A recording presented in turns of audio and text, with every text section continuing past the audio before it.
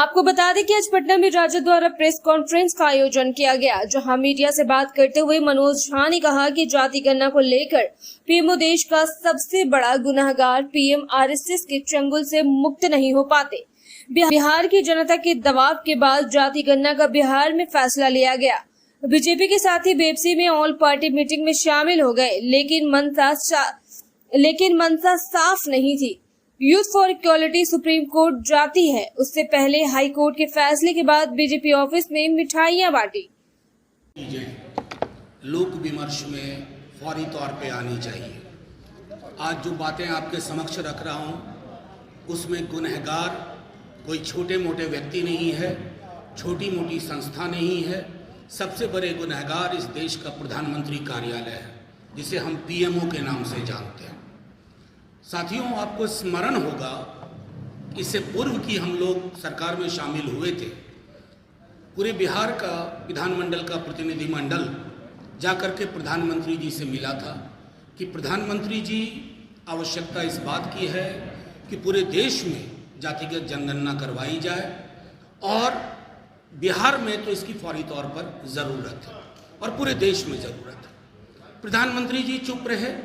अक्सर पिछड़ों और दलितों के सबलीकरण के मसले पर प्रधानमंत्री जी आरएसएस के चंगुल से मुक्त नहीं हो पाते हैं, उस व्यवस्था, उस ढांचे से मुक्त नहीं हो पाते हैं। वो चुप रहे। लेकिन बिहार की जनता के दबाव में हमारे माननीय मुख्यमंत्री जी, उप मुख्यमंत्री जी ने तय किया कि जातिगत सर्वेक्षण होना चाहिए, इस राज्य में होना चाहिए। दो चीजें मैं आपके समक्ष रखता हूं। मंडल कमीशन की जब रिपोर्ट आई तो मंडल कमीशन की रिपोर्ट के पीछे आधार था 1931 की जनगणना, जातिगत जनगणना। 1931 की जनगणना के आधार पर मंडल कमीशन ने, बावजूद इसके कि उन्होंने 52% आबादी यानी कि 3743 जातियां जो मंडल कमीशन में चिन्हित की गई, 52% आरक्षण की बात, 52% की आबादी थी। आरक्षण 27% इसलिए किया गया कि उस वक्त इंदिरा साहनी जजमेंट और बालाजी जजमेंट के आलोक में 27% ही हो सकता था, क्योंकि 50% की सीलिंग को क्रॉस नहीं करना था। वो एक लक्ष्मण रेखा थी। उस लक्ष्मण रेखा को जब ईडब्ल्यूएस रिजर्वेशन पर माननीय सर्वोच्च न्यायालय की टिप्पणी आई तो वो लक्ष्मण रेखा काफूर हो गई, वो खत्म हो गई। तो एक बहुत बड़ी आबादी जो इस देश की है, उसको अपने आबादी के अनुरूप फैसले चाहिए थे, आरक्षण की व्यवस्था चाहिए थी। उसके लिए क्या आवश्यक था? एक वैज्ञानिक समकालीन आंकड़ा हमारे पास हो। बिहार ने उस दिशा में पहल की और पहल मजबूती से की। भाजपा के हमारे साथियों को रिलक्टेंस था, बेबसी में ही सही ऑल पार्टी मीटिंग में वो आए। उन्होंने एक आध ऐसी बातें की जो मैं यहाँ करना नहीं चाहता, लेकिन बावजूद उसके, उनके अंतर्विरोधों के, ये कारवां चल पड़ा। लगभग आंकड़े पूरे हो गए। अब मैं आपको इसमें प्रधानमंत्री कार्यालय की भूमिका बताता हूँ। एक इंडिविजुअल पिटिशनर जाता है, एक संस्था जाती है जिसको कहते हैं हम youth for equality. Youth for equality is actually youth for inequality. समता मूलक समाज की अवधारणा से ये मीलों दूर हैं। आप इनके बारे में थोड़ा गूगल करेंगे तो पता चल जाएगा कि आरक्षण को लेकर के कितनी अशोभनीय टिप्पणियां करती है। अब वो संस्था जब जाती है सुप्रीम कोर्ट, पहले तो हाई कोर्ट में जब वेकेशन से पहले एक इंटरिम सा स्टे था, मिठाइयां बांटी गई भाजपा कार्यालय में। ये मिठाइयां किसके आंसुओं पर आप बंटवा रहे थे? पिछड़े वर्ग, अत्यंत पिछड़े वर्ग।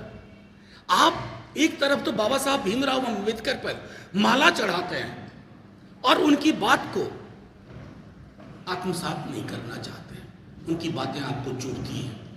तो मिठाइयां आपने बांटी, चलिए हमने कलेजे पे पत्थर रख लिया। फिर हाईकोर्ट ने वो जो इंटरिम था उसको हटा करके पूरी कार्रवाई पूरी हो गई। अब एक व्यक्ति सुप्रीम कोर्ट जाता है, उसके साथ यूथ फॉर इक्वालिटी खड़ी होती है और यकीन मानिए उस दिन बहुत बड़ा झटका लगा जब मुकुल रोहतगी इसमें पैरवी करने पहुंच गए। मुकुल रोहतगी कौन है? इस देश के लीगल लुमिनरी होने के अलावा इस सरकार में, क्योंकि लीगल कामकाज को देख रहे थे, कभी इस भूमिका में कभी उस भूमिका में, उनको किसने खड़ा किया? क्या इसके लिए रॉकेट साइंस के ज्ञान की जरूरत है? क्या यह हमें स्पष्ट नहीं है कि येन केन प्रकारेण प्रधानमंत्री कार्यालय चाह रहा था कि चादर के पीछे पहले मुकुल रोहतगी को खड़ा करो, फिर वो उनकी बात नहीं मानी गई। कौन आया पता है आपको? Solicitor general Tushar Mehta. Solicitor general का मंतव्य और वक्तव्य सरकार का मंतव्य और वक्तव्य होता है। अगर सॉलिसिटर जनरल कोर्ट में आकर के एफिडेविट देने की बात करते हैं और इसके वैधानिक पहलुओं पर बात करने की कोशिश करते हैं, तो कौन कर रहा है? प्रधानमंत्री नरेंद्र मोदी और अमित शाह जी, आप दोनों प्रधानमंत्री कार्यालय से ये फैसले करवा रहे हैं कि solicitor general Tushar Mehta court में खड़े हों और जन आकांक्षाओं की ये जो बड़ी लंबी लकीर खींची जा रही है बिहार में, उसको कुंद करें। आप ये समझ नहीं पा रहे हैं, आप आग से खेल रहे हैं, आप आग से खेल रहे हैं। ये समाज शांतिपूर्ण तरीके से अपना अधिकार चाहता है। ये सिर्फ ओबीसी की बात नहीं है, कई मिथक टूटेंगे इससे। अन्य जातियां भी सामाजिक आर्थिक रूप में कहां खड़ी हैं, उससे हमारी सरकार को फैसला लेने में मदद होगी। सरकार का काम सिर्फ झुनझुना बजाना नहीं होता है, सरकार का काम सिर्फ नाम बदलना नहीं होता है।